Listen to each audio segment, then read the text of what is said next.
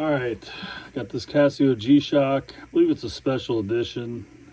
I got it as a gift. A little too flashy for me.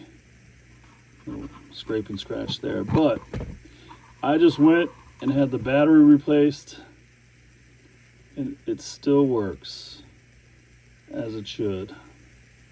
I don't know how to set it though. There's the light. Hold on.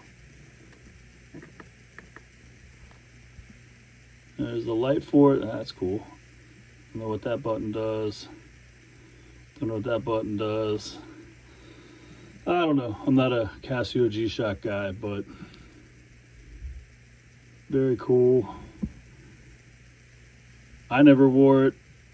Well, maybe I wore it once or twice, but not kind of not my thing.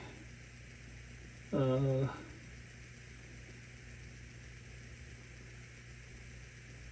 I don't know how you set this thing, but I don't know. You can see the LED stuff back there works,